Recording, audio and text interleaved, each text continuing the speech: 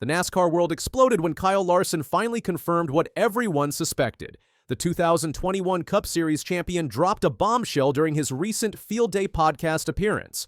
What he revealed left fans stunned and competitors taking notes. But first, let's talk about where this story really begins in California's wine country, where Hendrick Motorsports has been celebrating victories since 1998. Hendrick Motorsports owns Sonoma Raceway. That's not hyperbole. That's stone-cold fact.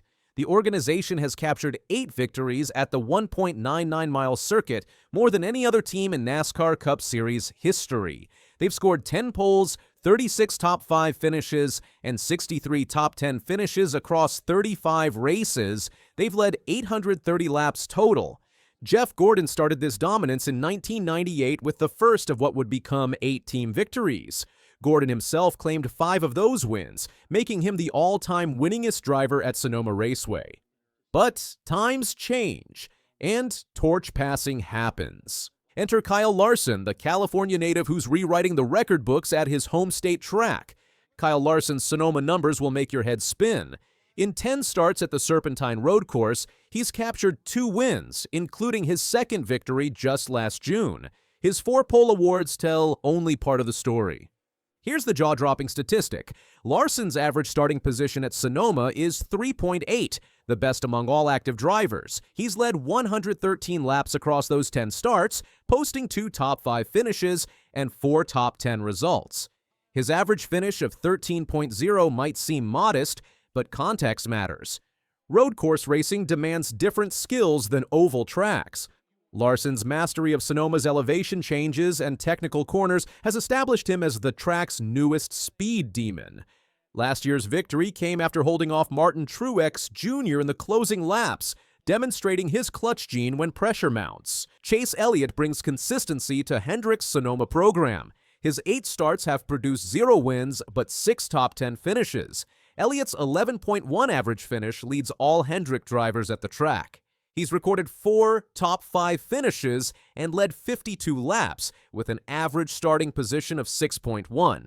William Byron shows flashes of brilliance in Central California. His 6 starts include 4 occasions where he qualified inside the top 8.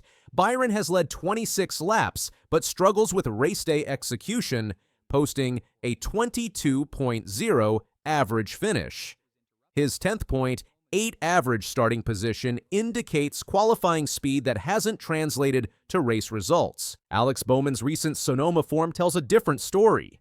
He's finished in the top 15 in 5 of his last 6 races at the track. 2 of those were top 10 finishes, though his overall statistics show room for improvement. Bowman's 19.5 average starting position reflects qualifying struggles, but his 17.3 average finish demonstrates race day improvement. The numbers paint a clear picture. Hendrick Motorsports doesn't just compete at Sonoma, they dominate it. Then came the Field Day podcast appearance that changed everything. Kyle Larson faced the question NASCAR fans had been asking for years. What's your favorite track in the Cup Series? Larson didn't hesitate. Do you have a favorite track? Favorite track? Bristol. Bristol would be my favorite track, yeah. Why is that? It's a half mile, so it's like our shortest track. High banked. It's just super fast, like intense laps. You know, we're going around there at 14 seconds. 500 laps too. So it's just it's intense. Like you're that's one of those tracks where like your heart rate will be I'll spike at 190 something. Damn. And yeah, just trying to manage all that for the whole race is fun. The physical and mental demands. Larson revealed the physical toll Bristol takes on drivers.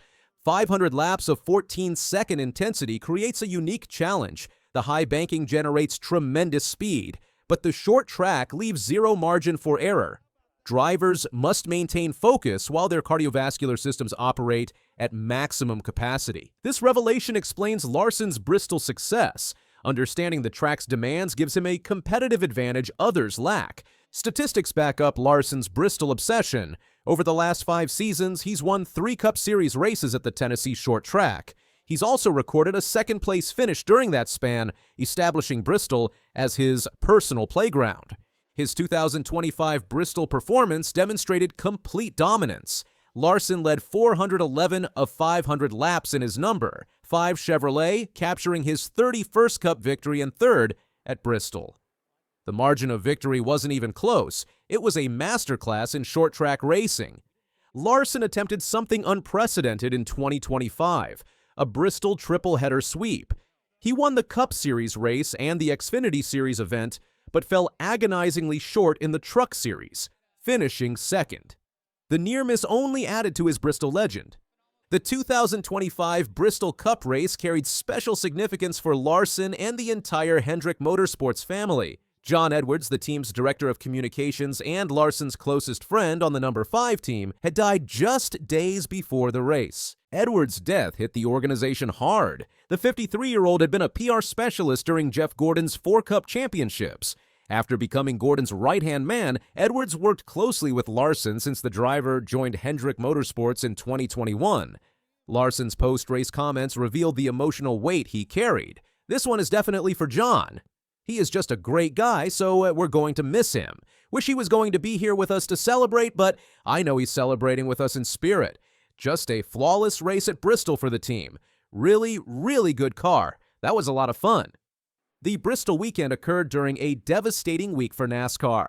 The sport lost 3 significant figures: Jon Edwards, longtime motorsports journalist Al Pearce, and championship truck owner Shigeaki Hattori. Denny Hamlin, who finished second in his 400th consecutive Cup start, acknowledged the somber context. "You've got to give that team their due and Kyle his due. Just a dominant performance. Looked like a pretty flawless day for him. It was all I had to try to keep up.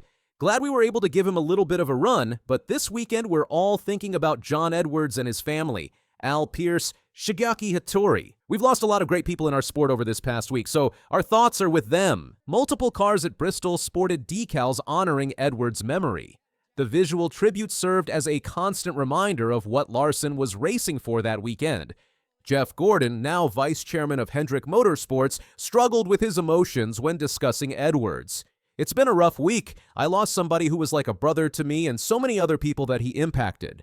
I just want to say thank you to everybody that has been sending messages, making phone calls. Kyle was obviously very close to him, and Jon did a lot for him. You could tell he was driving with a passion out there."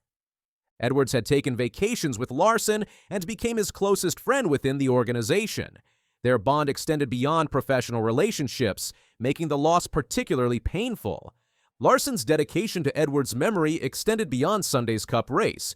On Saturday, he won the Xfinity Series race and dedicated that victory to his fallen friend. Friday's Truck Series race saw Larson finish second, nearly completing a triple-header sweep in Edwards' honor.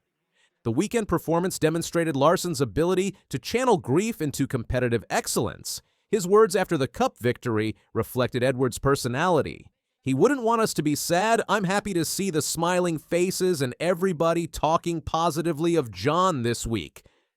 The Bristol Cup race itself made history. Only 3 caution flags interrupted the 500-lap event, the fewest at Bristol since August 1982. The final 235 laps ran under green flag conditions, creating an endurance test that played to Larson's strengths. Ty Gibbs finished third, followed by Chase Briscoe and Ryan Blaney. Blaney led 48 laps but faded to 5th after a late pit strategy gamble failed. The race belonged to Larson from start to finish. The Cup Series returns to Bristol on September 13th for a night race. Larson will enter as the marked man, carrying the burden of expectations along with his Bristol mastery. His track record suggests another dominant performance is possible.